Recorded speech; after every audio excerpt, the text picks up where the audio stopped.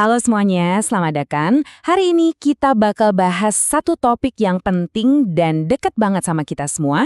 Gimana sih caranya kita menjaga persatuan Indonesia di tengah gempuran informasi di era digital ini? Oke, langsung aja ya, kita mulai dengan satu pertanyaan kunci. Media sosial yang setiap hari kita scroll, itu sebenarnya lebih banyak nyatuin kita sebagai bangsa, atau malah bikin kita makin terpecah belah? Ini pertanyaan yang bakal kita coba jawab bareng-bareng. Nah, buat jawab itu, kita masuk ke bagian pertama, dunia maya, kawan dan lawan. Kenapa? Karena teknologi di tangan kita ini, jujur aja, kayak pedang bermata dua.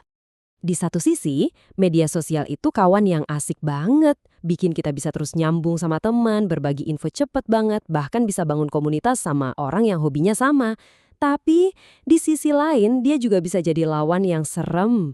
Nah, yang perlu kita waspadai banget itu ada 3. Nyebarnya hoax atau info palsu, pelanggaran privasi, dan yang paling bahaya bisa jadi pemicu konflik sosial. Oke, kita coba gali lebih dalam lagi di bagian kedua ini, akar konflik di dunia nyata. Karena, tahu nggak sih, apa yang seringkali heboh di dunia maya itu ternyata cuma pantulan dari masalah yang emang udah ada dari lama di sekitar kita. Kutipan ini bener-bener ngena kan? Indonesia itu luar biasa kaya karena keberagamannya. Banyak suku, agama, ras, budaya. Tapi kita juga diingetin, kalau perbedaan ini nggak kita kelola dengan benar, kadang bisa jadi sumber gesekan atau konflik. Dan diagram ini ngegambarin akarnya dengan jelas banget. Hal-hal kayak komunikasi yang nggak baik atau tujuan yang beda, itu kan sumber konflik klasik di dunia nyata. Nah, sekarang coba bayangin gimana hal ini jadi makin panas karena media sosial. Salah paham dikit aja soal satu isu, langsung bisa meledak jadi perang tagar, kan? Ya karena akarnya, yaitu perbedaan pandangan, emang udah ada dari awal. Inilah gimana konflik dunia nyata bisa bergema bahkan jadi lebih besar di dunia maya. Tapi kerennya, para pendiri bangsa kita tuh kayaknya udah mikirin tantangan ini dari dulu. Di bagian ketiga, kita bakal lihat solusi khas Indonesia. Ini adalah filosofi-filosofi hebat yang dirancang buat jadi lem perekat persatuan kita. Yang pertama, tentu aja, Bhinneka Tunggal Ika. Ini bukan cuma slogan loh, asalnya dari abad ke-14. Artinya, berbeda-beda tetapi tetap satu. Filosofi ini ngajarin kita buat melihat keberagaman itu bukan sebagai masalah, tapi justru sebagai kekuatan yang bikin kita satu. Dan fondasi utamanya, iya Pancasila. Ini bukan sekedar ideologi di buku pelajaran, tapi sebuah sistem nilai. Poin pentingnya ada di perannya sebagai juru damai dan penetralisir konflik. Jadi, Pancasila itu panduan praktis buat kita semua dalam menghadapi perbedaan di masyarakat kita yang super beragam ini. Oke, filosofinya keren. Pertanyaannya sekarang, gimana caranya kita bawa nilai-nilai luhur tadi ke dunia digital? Nah, jawabannya ada di bagian keempat ini. Menjadi warganet cerdas.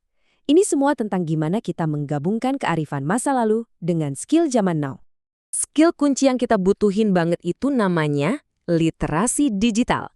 Gampangnya, ini adalah kemampuan buat pakai teknologi digital, tapi pakainya nggak cuma bisa, tapi juga efektif, bijak, dan cerdas. Ini kunci buat jadi warga negara digital yang bertanggung jawab.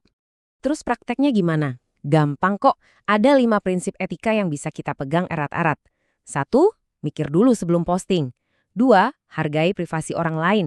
3. Ini penting banget, hindari ujaran kebencian. 4. Cek dan riset informasi, jangan asal sebar hoaks. Dan kelima, hargai opini yang berbeda, walaupun kita nggak setuju. Nah, selain beretika keluar, kita juga perlu jaga diri sendiri di dunia maya. Ini ada 5 tips praktisnya. Coba deh, tetapkan tujuan sebelum buka medsos. Pilah-pilah konten yang kamu lihat. Jaga informasi pribadimu baik-baik, batasi waktu di depan layar, dan sesekali coba deh lakuin detox digital. Biar seger lagi. Akhirnya kita sampai di bagian puncak pembahasan kita. Masa depan persatuan digital. Setelah kita paham masalahnya dan tahu solusinya, sekarang pertanyaannya adalah, apa peran kita semua dalam merajut kembali Indonesia di era ini? Dan inilah kesimpulan utamanya. Saat kita jadi warganet yang cerdas, yang mempraktekkan literasi digital dan etika di media sosial, pada dasarnya kita itu sedang menjalankan nilai-nilai Bhinneka Tunggal Ika dan Pancasila di abad ke-21. Ini bukan lagi teori, tapi aksi nyata kita sehari-hari. Jadi, saya mau tutup pembahasan kita kali ini dengan sebuah pertanyaan untuk kamu renungkan. Setelah semua yang kita bahas, langkah konkret apa sih yang akan kamu ambil mulai hari ini untuk ikut menjaga persatuan kita di era digital? Karena masa depan persatuan bangsa ini ada di ujung jari kita semua.